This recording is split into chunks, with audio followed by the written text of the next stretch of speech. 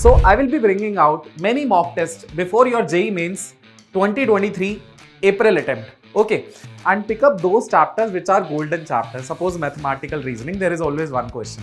They are asking us about the none are defective. That means sphere and circle are almost same. Circle is a 2D and sphere is a 3D. Fx is given to us as e raised to the power square root of 5x minus 3 minus 2x square. So basically what we need to do, dV by dt is 4 centimeter per cube per minute. So this is dH upon dt. Discrete observations are given to you. You just need to think about sum of observations upon total number of observations. Hello students, welcome to Infinity Learn by Sri Chaitanya Educational Institution, and my name is Akshay Arora. In this video session, I'll be having the discussion on mock test of JEE Mains. That is the first mock test, okay? So I will be bringing out many mock tests before your JEE Mains 2023 April attempt, okay? So this is the first mock test, and you'll observe that from the first to the last mock test, we will be keeping on increasing the levels of the questions, okay? Since this is the first one, so I have kept the number of questions here as 25, and the level of the questions are also easy, okay? So this is a beginning, and you need to watch each and every video of the mock test discussion of mathematics for the JEE Mains 2023, okay? Once you will be able to do all these questions which are given in the mock test, you will be having a good amount of preparation for your JEE Mains 2023 April attempt, okay? So there were two sessions, that is in a January. So whatever be your score in the January attempt, do not worry if you have a less score. Now it's your term, it's your time to go for the April attempt. So let's start preparation with the help of the mock test for this April attempt.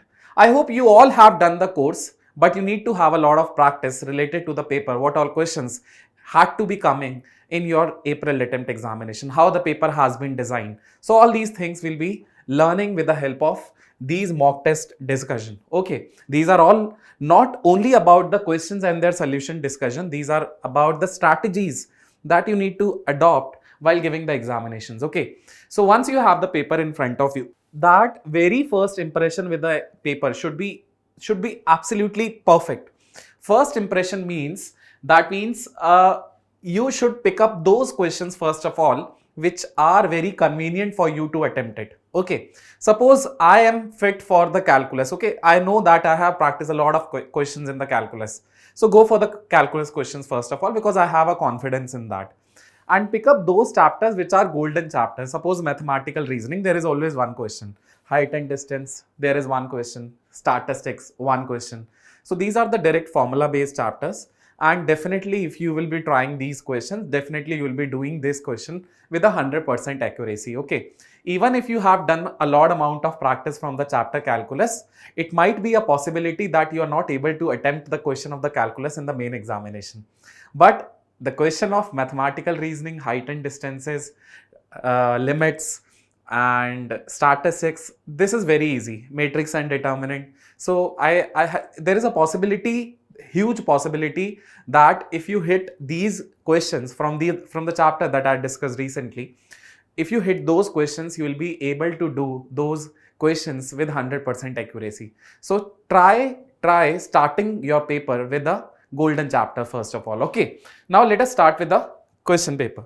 So this is the very first question in front of you, and according to this question, in a box of 100 bulbs, 10 are faulty.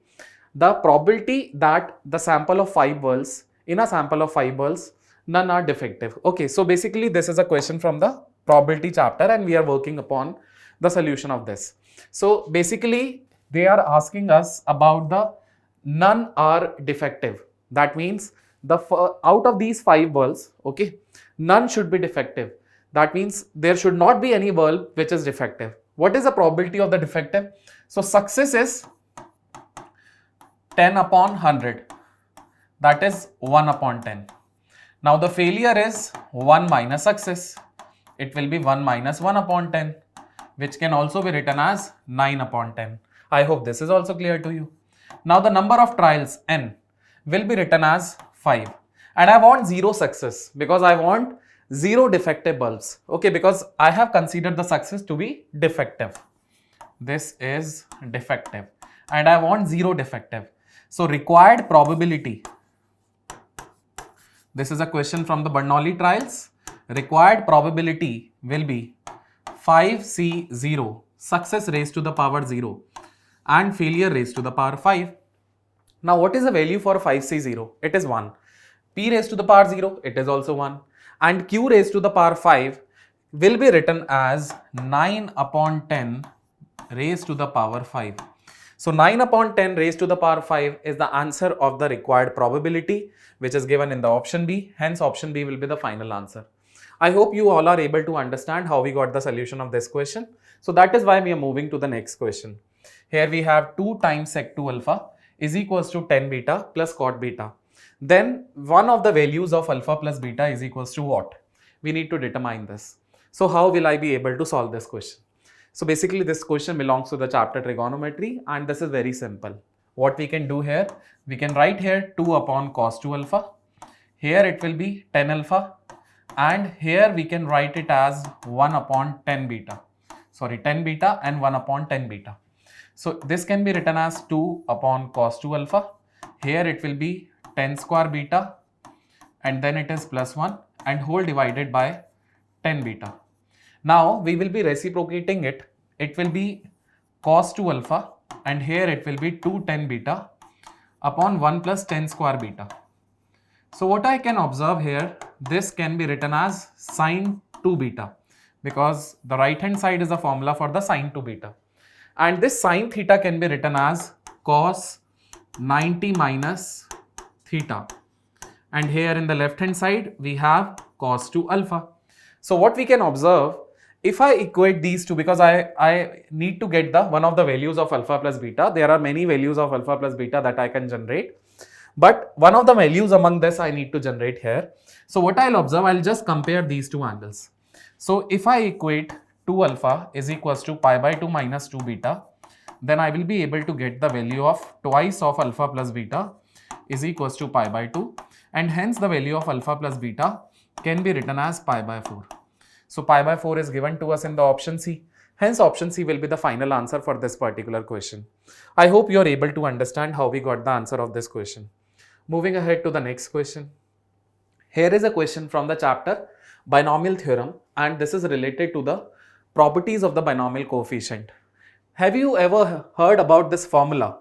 NCR upon NCR minus 1. Okay, so this will be written as n minus r plus 1 upon r. N minus r plus 1 upon r. You can directly apply it.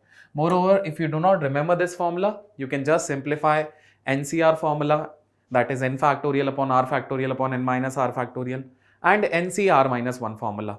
So simplifying these two, NCR and NCR minus 1, you will be able to get n minus r plus 1 upon r.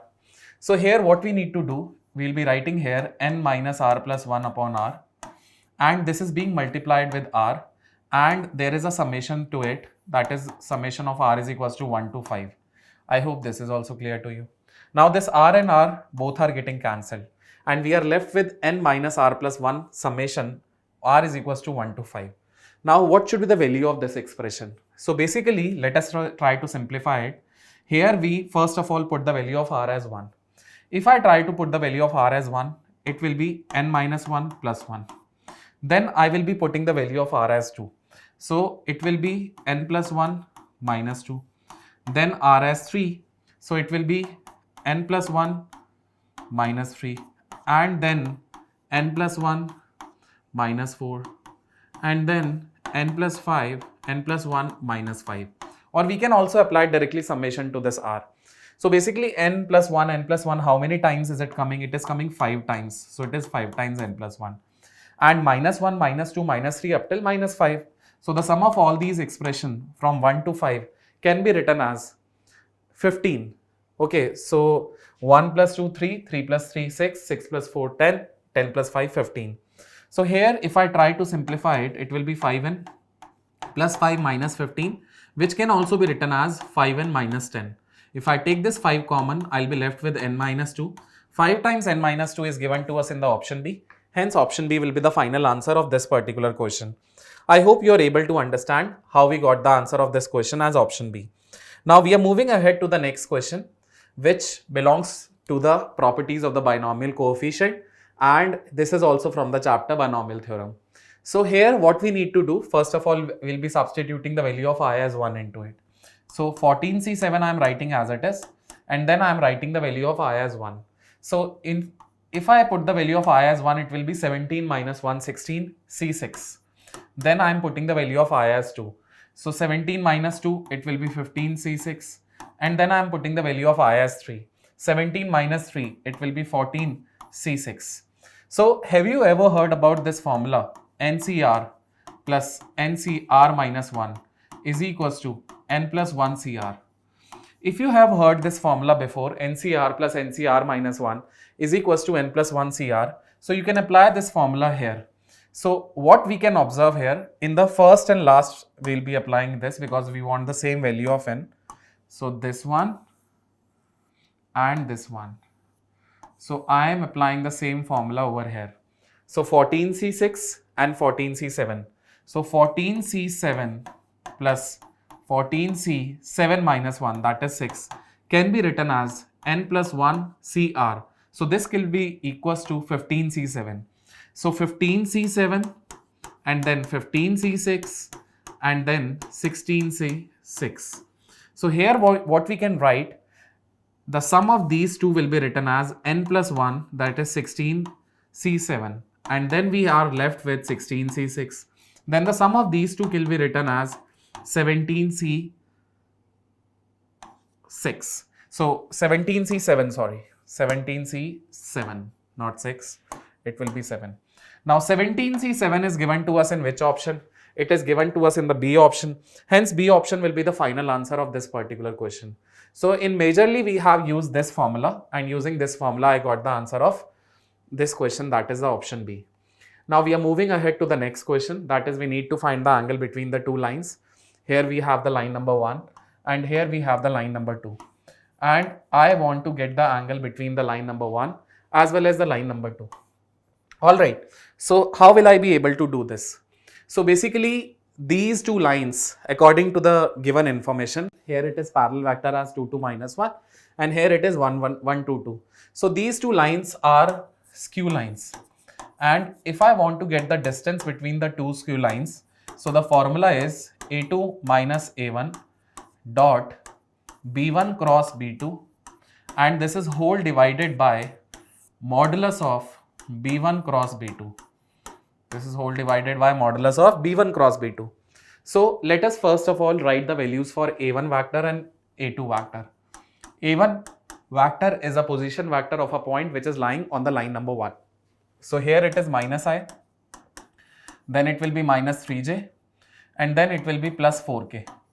In the same way, if I want to get the value of A2 vector, A2 vector will be 4i, then it will be minus 4j, and then it will be minus k. So this will be A2 vector.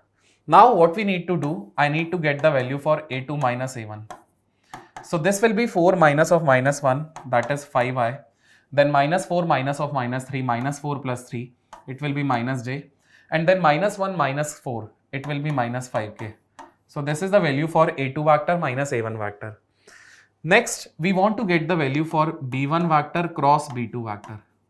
If I want to get the value for B1 vector cross B2 vector, in the first row it will be ijk.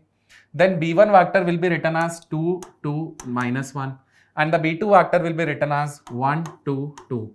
Now let us take the determinant value of it. If I try to take the determinant value of it, it will be 4 minus of minus 2, it will be 4 plus 2. Then minus j cap times, it will be 4 minus of minus 1, it will be 4 plus 1. And then plus k cap times, it will be 4 minus 2. I hope this is also clear to you. So this converts to 6i minus, here we have 6i, then we have minus 5j, and then we have 2k. So 6i minus 5j plus 2k. So we have the value for A2 vector minus A1 vector. We have the value for B1 vector cross B2 vector. Now we just need to substitute A2 vector minus A1 vector and B1 vector cross B2 vector in the given formula, and we'll be able to get the distance. Now the distance can be written as the dot product of this vector and this vector. So 6 into 5, this will be converted to 30. Then minus 1 into minus 5, it will be converted to plus 5. And minus 5 into 2, this will be converted to minus 10. This is whole divided by, okay, alright. So in the question they have asked us about the angle, but I am finding the distance. Sorry for it. I haven't read the question completely. I thought it is a question of distance, so that is why I started with the distance. We will also find the angle also. Okay, I'll teach both the ways. Upon square root of 6 square and then 5 square and then 2 square. So this is a concept to actually get the distance between two skew lines. And these type of questions were asked in the January attempt almost in every shift. Now the same question can be done for the angle between two lines. So basically the angle between two lines will be equals to the angle between their parallel vectors. Angle between two lines will be equals to the angle between their parallel vector. So basically here what we again observe, there is a line number 1 given to us and the line number 2 given to us. Line number 1 and line number 2 encloses an angle theta between it. Line number 1 has an angle, has a vector 2, 2, minus 1, 2, 2, minus 1. And line number 2, 1, 2, 2. So I am writing here 1, 2, 2. Now I want to get the angle between these two. So I will write cos theta is equals to the dot product of these two. So 2 1s are 2, 2 2s are 4, and then minus 1 into minus 2. So here we have written b1 dot b2 upon magnitude of b1, which is equals to 2 square, then 2 square, and then 1 square, and magnitude of b2, which is equals to 1 square, then 2 square, and then 2 square. So here it will be 2 and 2 both will get cancelled. We will be left with only 4. And here we are writing it as 4 plus 4 plus 1. So this will be written as 3. And here also 4 plus 1, 4 plus 4 plus 1, this will also be written as 3. So this will be converted to 4 upon 9. Cos theta is equals to 4 by 9. So theta will be written as cos inverse 4 by 9.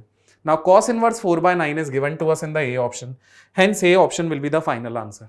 I hope you are able to understand how we got the answer. Moving ahead to the next question. The contrapositive of the given statement is what? Do you know, if I want to, I'm just talking about the concept. Suppose I want to get the contrapositive of P implies Q. I want to get this contrapositive of P implies Q. So contrapositive of P implies Q will be negation Q implies negation P. Now how to get this? So basically here the given statement is in the form of P implies Q. Then I will be writing here negation R implies negation of P or Q. Now I'll be applying the De Morgan law in the right hand side. So this will be converted to negation P and negation Q, and here we have negation R. So negation R implies negation P and negation Q is given to us in the option C. That is why option C will be the final answer. I hope you are able to understand this. Moving ahead to the next question. Here we have if 2, 3, 5 are the ends of the diameter of a sphere. Now you might be wondering, sir, how we got the sphere? So basically sphere and circle are almost same. Circle is a 2D and sphere is a 3D. If I want to get the equation of sphere, suppose the center of the sphere is x1, y1, z1, and there is a point on the circumference of the sphere as xyz. This xyz is a moving point. So this distance will always be equals to r. If I want to write the equation of sphere, so it will be x minus x1 whole square, then it will be y minus y1 whole square, and then it will be z minus z1 whole square is equals to r square. So this will be the equation of the sphere. So here after expanding this, I got this equation. And the general equation of the sphere is of this form: x square plus y square plus z square plus 2gx plus 2fy plus 2fy plus 2hz plus c is equals to 0. Okay. Now, if I want to get the center of the sphere, so center will be minus g, comma minus f, comma minus h. Moreover, if I want to get the radius of the sphere, so radius of the sphere will be g square plus f square plus h square minus constant, that is c. So in this way we can get the radius as well as the center coordinate of the given equation. Now using this, they are only asking you that one end of the diameter is given to you. Suppose this end of the diameter is given to you as 235. Okay, equation is given to you, that means it will be very easy for you to get the center using this formula. And you want to get the other end of the diameter, you need to get this coordinate. How will you be able to find it? So basically this is 2g. So 2g is minus 6. Then g will be equals to minus 3. Here we have 2f. 2f will be minus 12 and then f will be equals to minus 6. And here we have 2h. 2h will be minus 2. Then h will be equals to minus 1. So g is minus 3, f is minus 6, h is minus 1. So the center coordinate will be converted to minus g, minus f, minus h. So 3, 6 and 1. So I am writing here 3, 6, 1. Now I want to get the other end of this diameter x, y, z. How will I be able to find it? So what I'll do, I'll write here x plus 2 over 2 is equals to 3. Then I'll write here y plus 3 over 2 is equals to 6.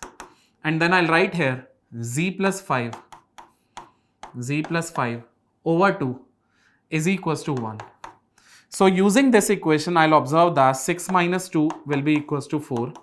Then the value of y will be 12 minus 3, which is equals to 9. And here we got the value of z as 2 minus 5, which is equals to negative 3. So that is why we got 4, 9 and minus 3. 4, 9, minus 3 is the other end of the diameter. 4, 9, minus 3 is given to us in the option A. Hence option A will be the final answer of this question. I hope you are able to understand this. Moving ahead to the next question, here we have a function fx. This is mod of x minus 2, gx, f of fx. Here then for x greater than 10, I am writing this 10 over here. Then for x greater than 10, we want to get the value for g dash. So how will I be able to get the value of g dash here? Very first thing is, if x is greater than 10,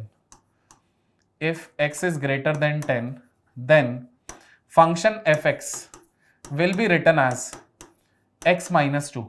Because for x greater than 10, this function will be, mod will be eliminated, only x minus 2 will be remaining over here. Fx will be converted to x minus 2. And gx is given to us as f of fx. That means inside the function f, we need to keep x minus 2. So here we are writing it as x minus 2 minus 2, which is equals to x minus 4. That means gx will be converted to x minus 4. They are asking us to get the value of g dash. G dash will be equals to 1 and which is given to us in the C option. That is why C option will be the final answer for this particular question. I hope you are able to understand this. Moving ahead to the next question. Here, there are three terms given to us that are in AP. A, B, C are in AP. Alright. So, we can write here 2B is equals to A plus C. We can also write the value for B as A plus C over 2. I hope you are able to understand how we got the value of B. Moreover, B, C, D are in GP. B, C, D are in GP. So I can write here C square will be equals to BD. This is the equation number 2. Moreover, C, D, E are in HP. C, D, E are in HP. So if C, D, E are in HP, then the value of D can be written as 2CE upon C plus E. So this is the value of D, that is 2CE upon C plus E. I hope you are able to understand how we have written this. Now what we can do, we just need to substitute this value of D here. We just need to substitute this value of B here. I'll be able to get C square is equals to A plus C over 2. Okay, and then 2CE upon C plus E. I hope this is also clear to you. Now basically what we can do here, we just need to cross multiply. Here first of all I am cancelling this 2 and 2 factor. I am also cancelling this C with this C, and I am taking the C plus E to the left hand side, and here we have A plus C times E. So it will be C square, then it will be CE. Here we have AE and it will be CE. CE and CE both are getting cancelled. We will be left with C square is equals to AE. We'll be left with C square is equals to AE. Now, C square is equals to AE. That means A, comma C, comma E will be in GP. A, comma C, comma E will be in GP. So, A, C, E are in GP is given to us in the option B. Hence, option B will be the final answer for this question. I hope you are able to understand this question also. That is why we are moving ahead to the next one. The coefficient of x raised to the power 10 in the given expansion will be equals to what? So what we will be doing here, I want to get x raised to the power 10. I am first of all writing the general term. So it will be 15 CR. The first term 3x square raised to the power 15 minus r. And the next second term minus 1 upon x square. This is raised to the power r. I hope you are able to understand this. 15 CR, 3x square raised to the power 15 minus r and minus 1 upon x square raised to the power r. Now here what we can write, 15 CR, 3 raised to the power 15 minus r and x square raised to the power 15 minus r. Okay, moreover, minus 1 raised to the power r and x raised to the power 2r with a negative sign. I hope this is also clear to you. Now what we need to do, we need to combine all the terms of powers of x. So 15 CR, 3 raised to the power 15 minus r, then minus 1 raised to the power r, and then x raised to the power 30 minus 2r, and then minus 2r. So basically net power on x is converted to 30 minus 4r. So this is the general term that we have obtained. We want to get x raised to the power 10. That means 30 minus 4r should be equals to 10. Now from here, the value of 4r will be written as 20 and the value of r will be 20 over 4, which is equals to 5. This is the value of r that we have obtained, that is equals to 5. Once we have the value of r as 5, then I need to write the coefficient of x raised to the power 10 in this expansion. So I need to write the value for t5 plus 1 term. That is, they're asking us the coefficient of the sixth term. So it will be 15c5. Okay, the first one 3x square raised to the power, instead of r it will be 5. So 15c5, here it should be 5. So 15c5, 3x square raised to the power 15 minus 5 and minus 1 upon x square raised to the power 5. I hope this is also clear to you. Now basically what we need to do here x raised to the power 20 and x raised to the power 10. This will get cancelled and x raised to the power 10 will be obtained.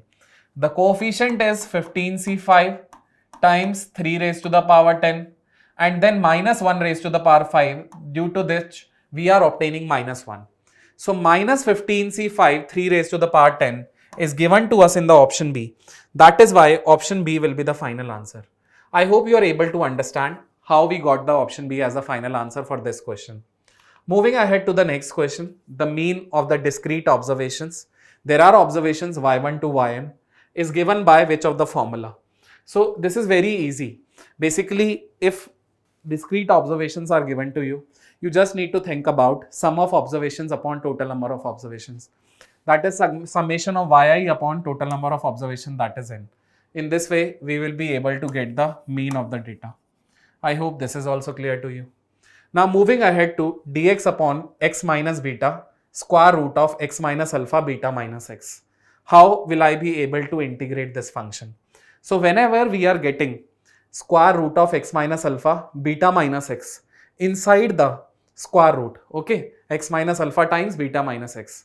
So there is a substitution, trigonometric substitution that you need to follow. And that substitution is x is equals to alpha sine square theta plus beta cos square theta. So I'm taking this question, entire question on the next page. I'm writing here dx over x minus beta is given to you outside of the square root. And inside the square root it is x minus alpha and then it is beta minus x. We need to integrate this particular function. So if I want to integrate this particular function, I'll be writing the value of x as alpha sine square theta plus beta cos square theta. This is the value of x that we have got. Now I am writing the value for dx. The value for dx will be converted to alpha times 2 sine theta, differentiation of sine theta will be cos theta. Then beta times 2 cos theta. Differentiation of cos theta will be minus sin theta. I hope this is also clear to you.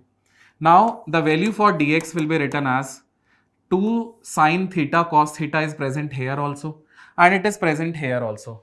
So this will be converted to 2 sin theta into cos theta. Do you know? It will be sin 2 theta. So that is why here I will be writing alpha minus beta and sin 2 theta is present with both the terms. So I am taking it common. So this is the value for dx that we have got, alpha minus beta into sin 2 theta.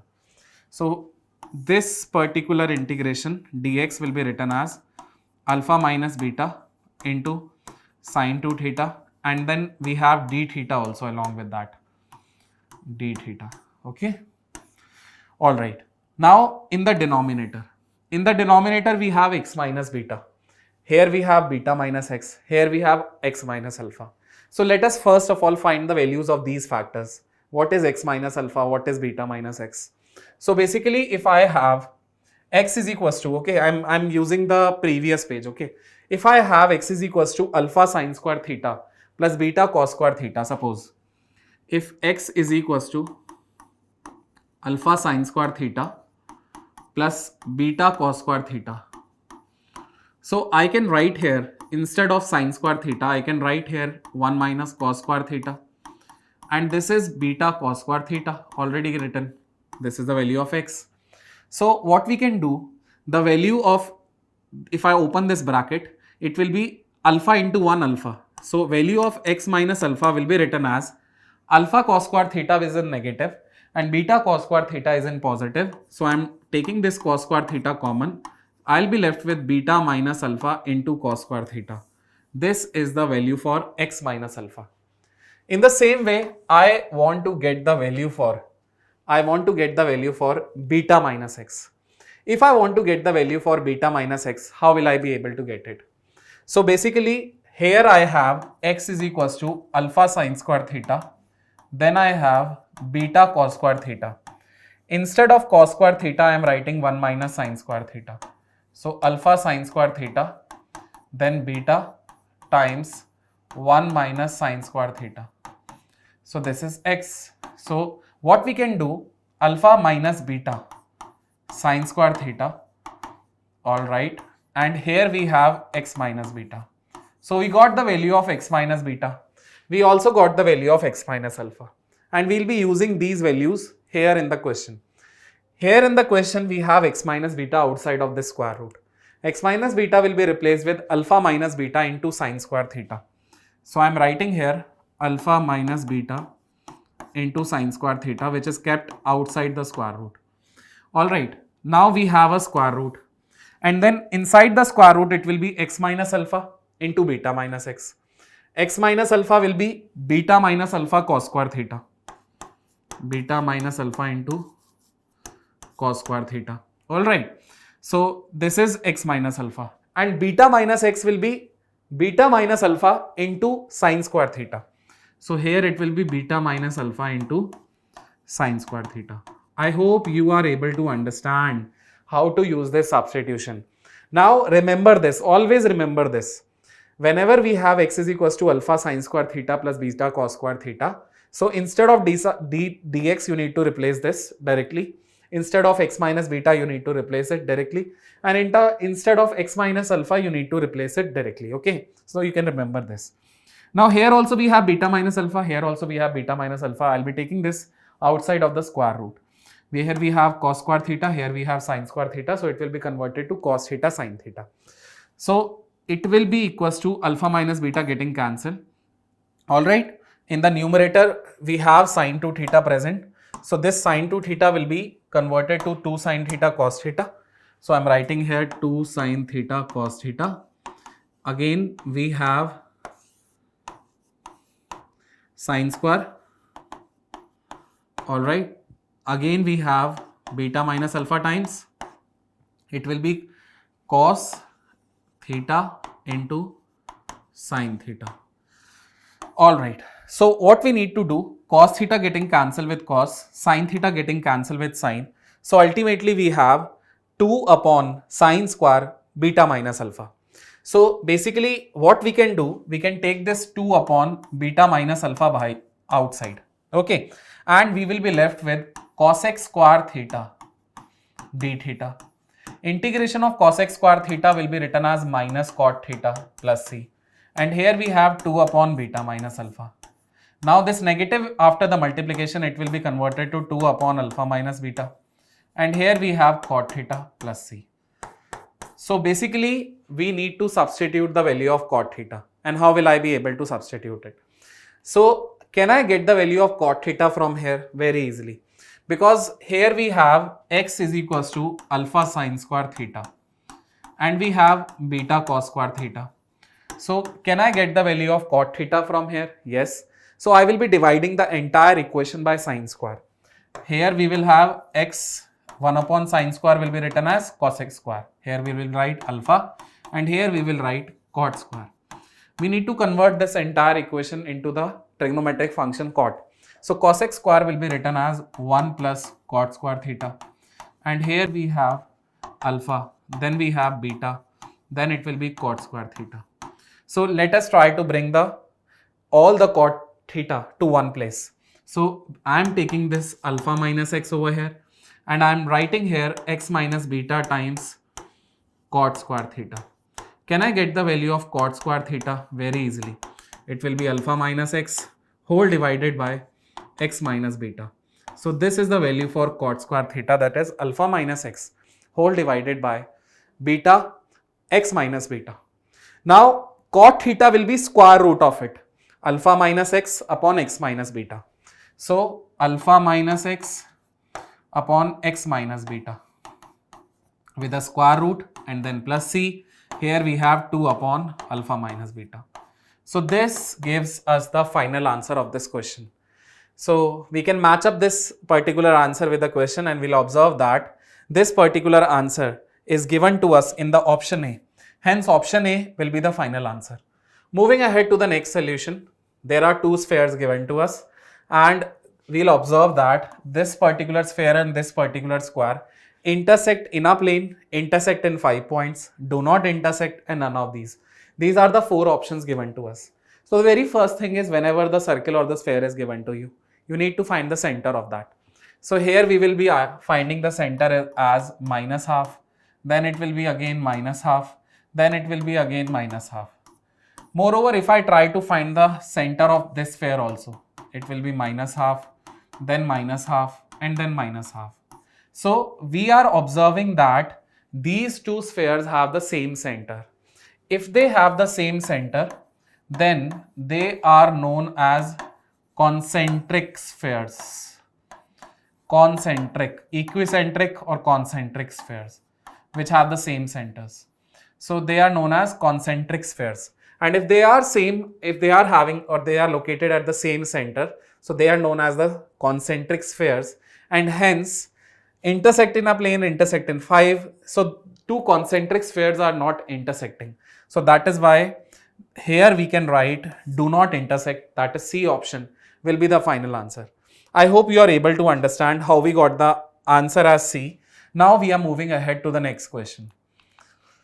The domain of the function fx is given to us as e raised to the power square root of 5x minus 3 minus 2x square. And I want to get the domain of this function. So how will I be able to find it? If I want to find the domain of this function, I know that the power on e can be positive, negative, 0, everything. But quantity inside the square root is always positive. So that is why we will be writing 5x minus 3 minus 2x square will always be greater than or equals to 0. So if I try to multiply negative to both sides, sign of inequality will get changed. Here we will write 2x square, then minus 5x, and then it will be plus 3. Here it will be less than or equals to 0. So 2x square minus 5x plus 3 less than or equals to 0. So what we need to do here, it will be 2x square, then we have minus 2x, then minus 3x plus 3 less than or equals to 0. So if I try to take this 2x common, I'll be left with x minus 1.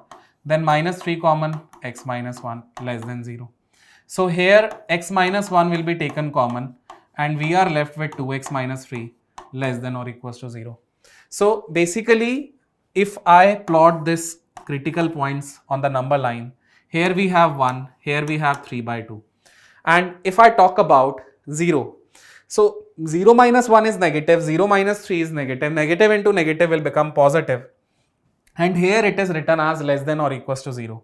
So that is why this particular region will not satisfy, this will satisfy, and this will not satisfy. So the value of x will lie between 1 to 3 by 2, and 1 to 3 by 2 is given to us in the option B. Hence option B will be the final answer. We are moving ahead to the next question.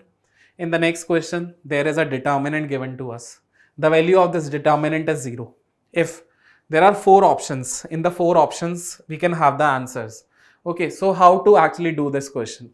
So basically, here we have 1a square. Here we have cos n minus 1x, cos nx, cos n plus 1x, sin n minus 1x, sin nx, sin n plus 1x. And we want to get the determinant value of it. So without even directly expanding, let us apply the property first of all. So the property will be what I am trying to do. I know that cos n minus 1 into x plus cos n plus 1 into x. Okay, I'm checking for c1 plus c3 first of all. Okay, if I try to add these two, so I'll be getting 2 cos nx and then cos x. The sum of these two will be 2 cos nx and cos x. If I am trying to add sin n minus 1 x and sin n plus 1 x, so the result will be 2 sin nx cos x. So 2, or we can write 2 cos x sin nx. In this way also we can write. Okay, so 2 sin nx cos x will be the addition of column number 1 and column number 3 in the row number 3rd. All right. Now we are observing we are having cos nx in the second column and sin nx in the second column in the row number 2 and row number 3. So what we need to do, we can multiply this with 2 cos x, because cos nx is already placed. If cos nx is multiplied with 2 cos x, this sin nx is also multiplied with 2 cos x, then we can eliminate this column number 1. So basically the operation that we need to apply here is column 1 tends to column 1 plus column 3 minus 2 cos x times column 2. Okay, so this is the most important operation in the determinant that we need to apply. Okay, so column 1 plus column 3 minus 2 times cos x into column 2. This will give us the value of this particular element 0 and this particular element 0. So what we need to do here we are talking about this determinant 1a and a square. 1a a square. This particular element will become 0. So we are writing this as 0. Here this particular element will also become 0. So we are writing it as 0. Now here we are having cos nx and here we are having sin nx. This will remain same. So cos nx, sin nx, this will remain same. And here we have cos n plus 1x and here we have sin n plus 1x. So cos n plus 1x and then we have sin n plus 1x, the determinant value of it, and this is equated to 0 basically. So now what we need to do, okay, I haven't applied the operation in this one. So 1 plus a square minus 2a cos x. So I am writing here 1 plus a square minus 2a cos x. This is the first element. Now let us expand this determinant about column number 1. If I expand this determinant about column number 1, 1 plus a square minus 2a cos x will be written as it is.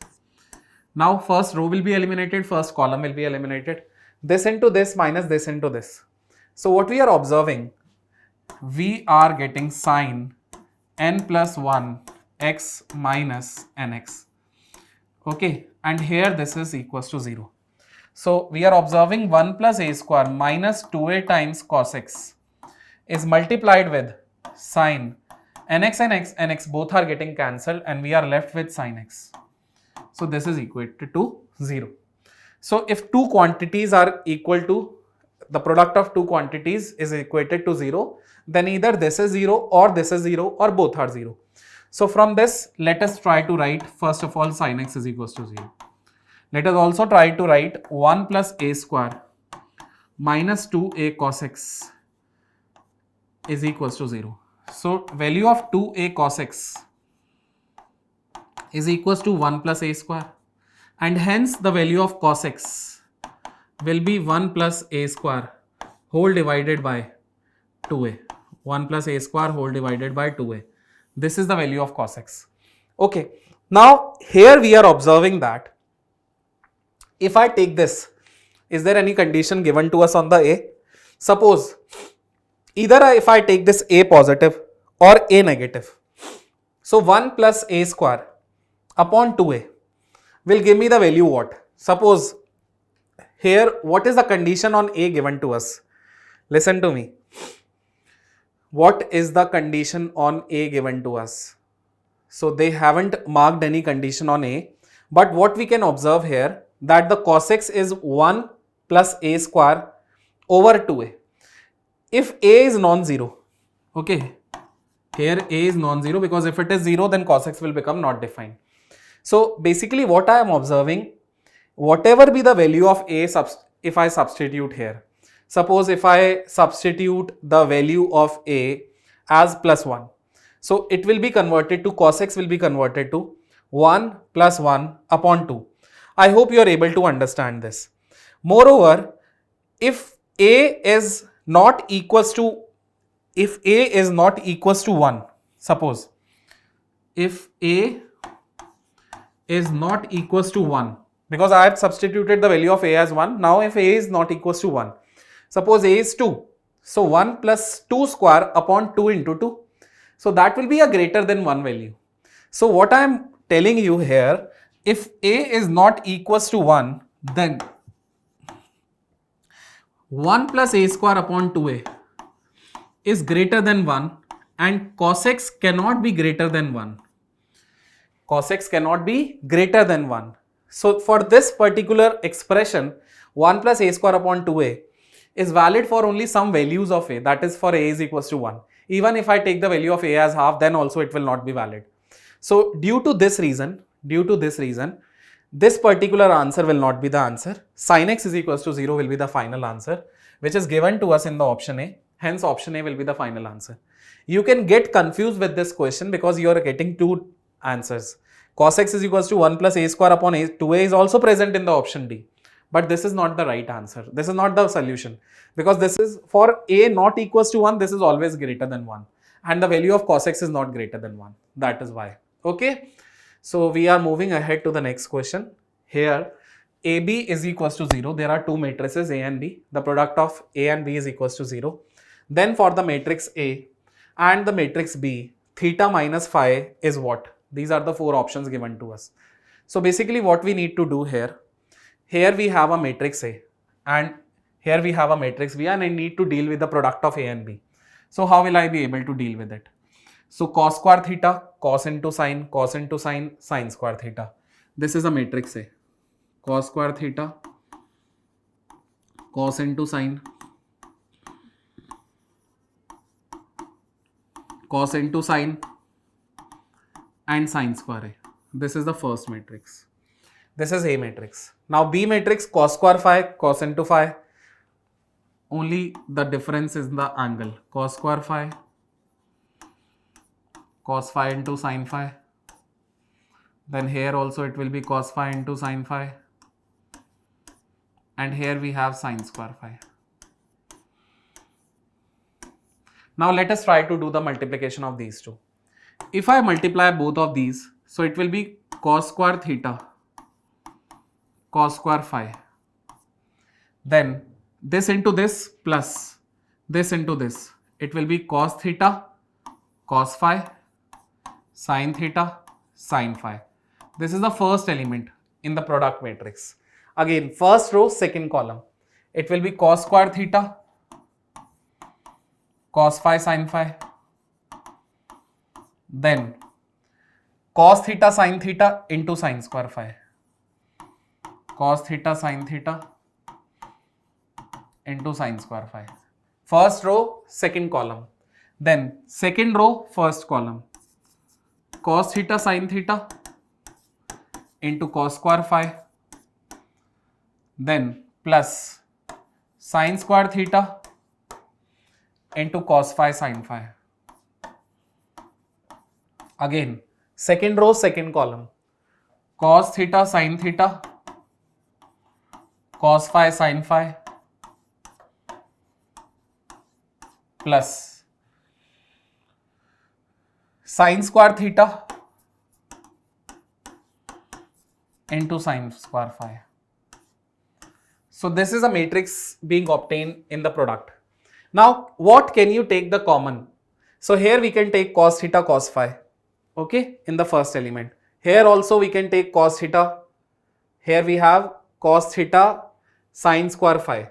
Here we have cos theta cos phi, which can be taken common, okay.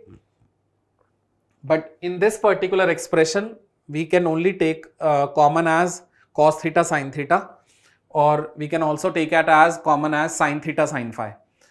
Moreover, here we have cos theta cos phi, here we can have sin theta cos phi, here we can have cos theta cos phi, here we can have sin theta sin phi. So basically what we can take common. So what I'll observe here, if I try to take this cos theta cos phi common in the first one,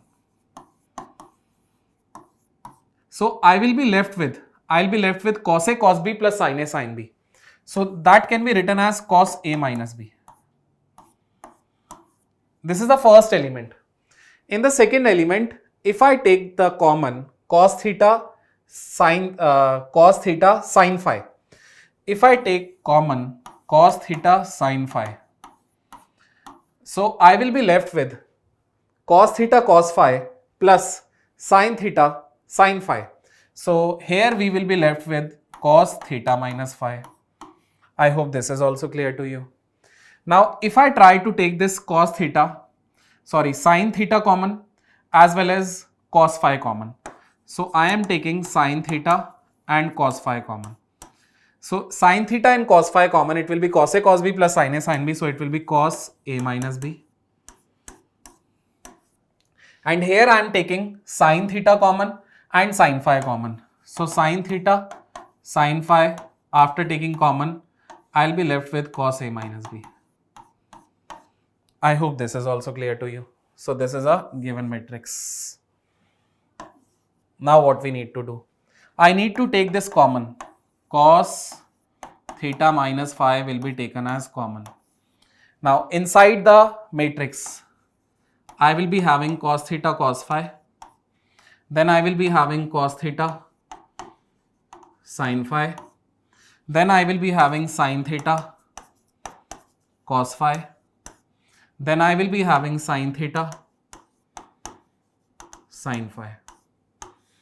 I hope you are able to understand this. Now basically in this particular question, AB is equals to 0. And if AB is equals to 0, that means cos theta minus phi is equals to 0. So I can write here cos theta minus phi is equals to 0. Hence we can write theta minus phi is odd multiple of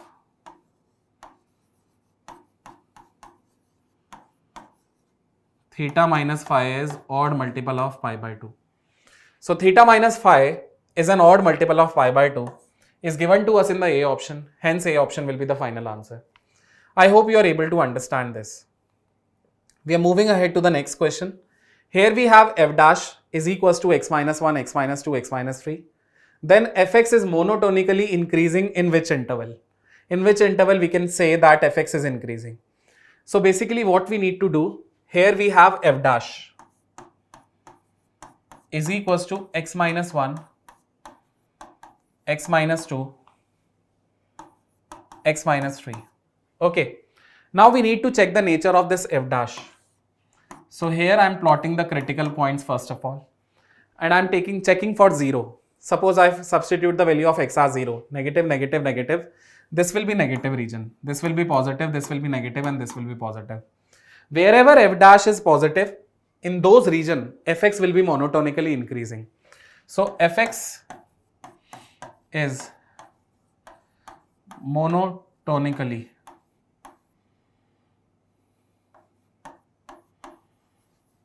increasing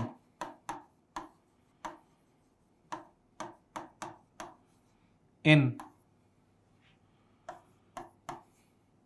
x belongs to 1 to 2 union 3 to infinity. 1 to 2 and union 3 to infinity. Now you can check here between 1 to 2 and greater than 3 is given to us in the C option. That is why C option will be the final answer. Moving ahead to the next question. An inverted cone is 10 centimeter in diameter. So the radius will be 5 and 10 centimeter deep. So the height will be 10. Now water is poured it at the rate of 4 centimeter cube per minute. So dV by dt is given to you as 4 centimeter cube per minute. When the depth of the water level is 6, then it is rising at the rate of what? Okay. So basically what we need to do, dV by dt is 4 centimeter per cube per minute. Volume of the cone is 1 by 3 pi r square h. So I'm making the cone over here. Okay. In this particular cone, we are observing depth of the water level is 6. Okay. Let us assume this as a semi-vertical angle alpha. Radius is 5 and the height of this cone is 10. So the value of 10 alpha will be 5 upon 10. Alright, because this is 90 degree. So this is equals to half. At any instant in between, suppose the radius is r and at this moment the height is h. So we can also write it as 10 alpha can be at any moment will be equals to r over h, which is equals to half. So here we can write twice of r is equals to h. 2r is equals to h. Now instead of this volume, I will be writing it as 1 by 3 pi r square into h. Now this differentiation will be done with respect to t, and here we have 4. Now we need to bring out this function because I want to actually calculate the value of dh upon dt. So I need to create this entire inner function of volume in terms of h.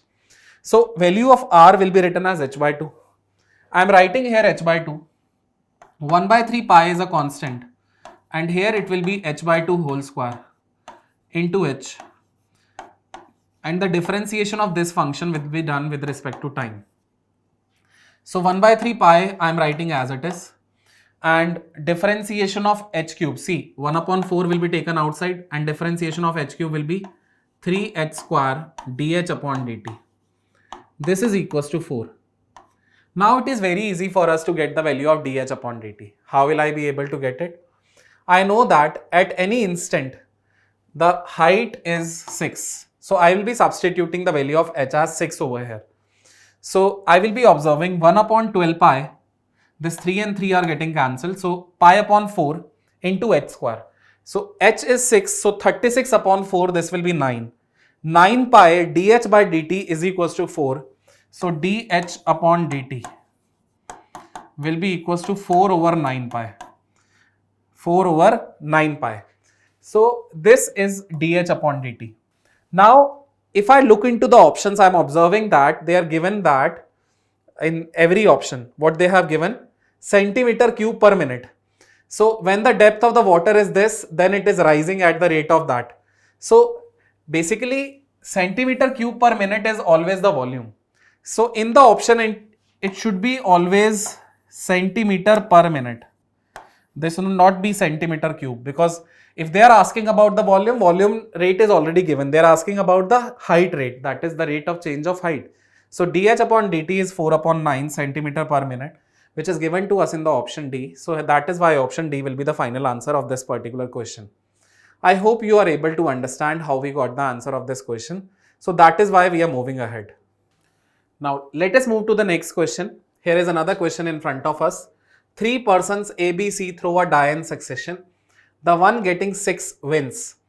If A starts, then the probability of B winning is what? So basically, if we want that B should win in this match, okay, so probability of getting the 6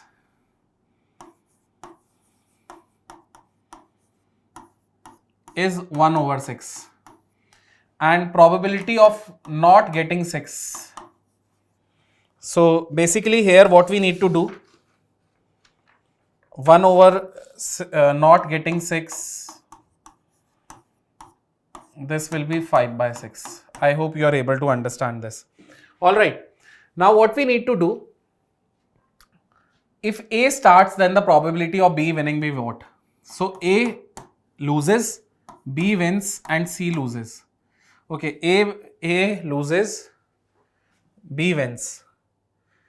Okay, 3 persons ABC in succession, the one getting the 6 wins. If A starts, then the probability of B winning. So according to me, C will not have the chance because B wins. Now the second case I am considering, A loses, B loses, C loses, and then again A loses and then B wins. So what is the probability of A lose? That is 5 by 6. B wins, that is 1 by 6. Here 5 by 6, 5 by 6, 5 by 6, 5 by 6, 5 by 6 raised to the power 4 into 1 by 6 and so on. This is a GP which is going up till infinity. So here what we can observe, the ratio is 5 by 6 raised to the power 3. Okay, this is the ratio. And the first term is this. So I will be applying the sum of infinity A upon 1 minus R in case of GP. So A is 5 by 6 into 1 by 6 and 1 minus R will be written as 1 minus 5 by 6 raised to the power 3. So this will be converted to 5 over 36 and here we need to write 1 minus 1 upon 125 upon 216. So here we can write 216 minus 125 over 216. So 36 and 216 can get cancelled, it will be 6. So this will be written as 30 over 216 minus 125. Now do you know what is the value for 216 minus 125? So 216 minus 125, this will be 1 and here we will have 9. So this will be 30 over 91. Now if I try to simplify this 30 over 91, I'll be getting the answer in the terms of 0.33. So 0.33 will be the final answer of this particular question. These are the integer type questions which are given, which are being asked in the JEE, and the answer to this question will be 0.33. I hope you are able to understand. There should be a correction in this question, or there should be one correction in this question, that it should be mentioned in the question as soon as the player gets 6, the game will be stopped. Okay, the game will be terminated, but that statement is missing. So that is why as soon as B got the 6, we stop the game. As soon as B got the 6, we stop the game. Alright, moving ahead, the eccentricity of the ellipse represented by this figure we need to determine. How will I be able to get the eccentricity here? Okay, so first of all, I want to convert this ellipse into the regular form. So I'll take all the terms of x together, then I'll take all the terms of y, and here is the constant part. Now I'm taking this 25 common from these two. I'll be left with x square minus 6x. Here I have 16y square and here it will be 175. Now coefficient of x is 6, take the half of it, it will be 3. So it will be x square minus 6x plus 3 square. Okay, so I'm adding half of 6, that is 3, and I'll be subtracting 3. Adding 3 square and subtracting 3 square to it. Here we have 25 and here we have 16y square and it will be equals to 175. Now what we need to do, if I combine these three terms, it will be x minus 3 whole square, then it is minus 9 and then it is 25. Here we have 16y square, here it is 175. So basically what will happen, 25 times x minus 3 whole square, then 25 into 9 it will be 225, then plus 16y square, here it will be 175. So this particular expression, I am taking this 225 here, that will be converted to 400. So 25 times x minus 3 whole square, then it will be 16y square and this will be 400. Let us divide the entire equation by 400. So 25 upon 400. Okay, 25 upon 400, it will be 16. So x minus 3 whole square upon 16. Then here we have y square upon 25, because 400 upon 16 will be 25. And here in the right hand side we have 1.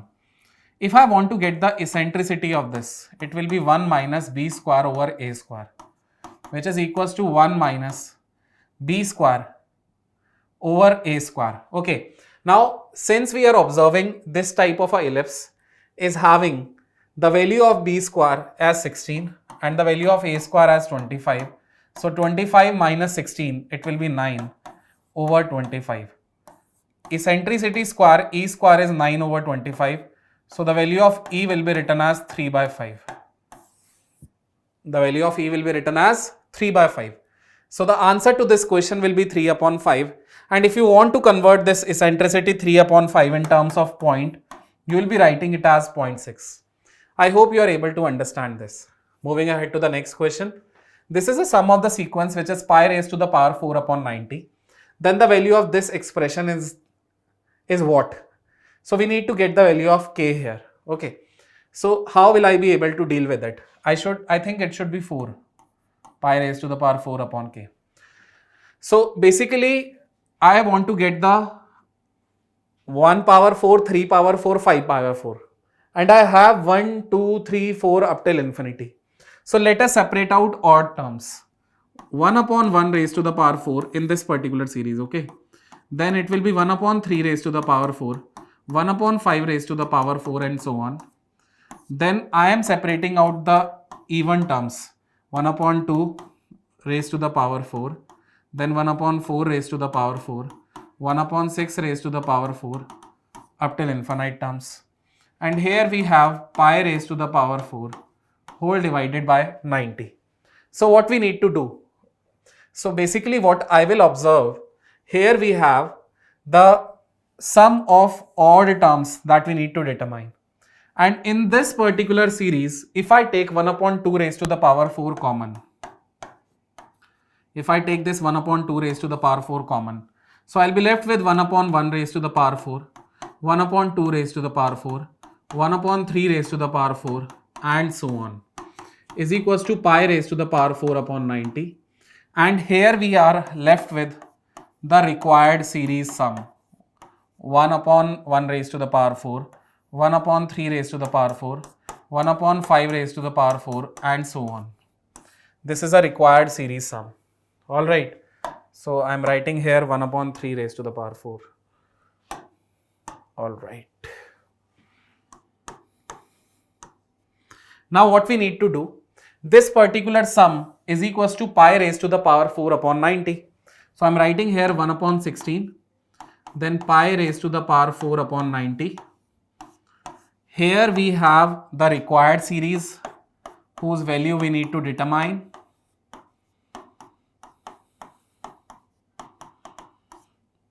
And here in the right hand side we have pi raised to the power 4 upon 90. So basically if I take this term to the right hand side, so I'll be able to get the final answer. So pi raised to the power 4 upon 90 will be taken common and it will be 1 minus 1 upon 16. So 1 upon 1 raised to the power 4, 1 upon 3 raised to the power 4, 1 upon 5 raised to the power 4. The sum of all these terms in this sequence will be pi raised to the power 4 upon 90 will be taken common, and inside the bracket we will be left with 1 minus 1 by 16. So 1 minus 1 by 16 will be written as 15 over 16. And this is multiplied with pi raised to the power 4 upon 90. And here we have the sum of odd terms.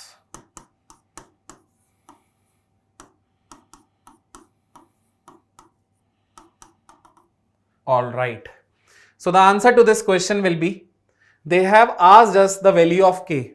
Okay, k is written in the denominator. So here 15 and 90 can get cancelled. This will be 15 into 6, that is 90. And 16 into 6 can be determined as 96. So the value of k here will be equals to 96. I hope you are able to understand how we got the answer. Moving ahead to the next question, the area enclosed by the curve y is equals to x raised to the power 5. the x-axis and the coordinates we need to determine. Do you know how to plot the graph of x raised to the power 5? So x raised to the power 5 graph is in this way.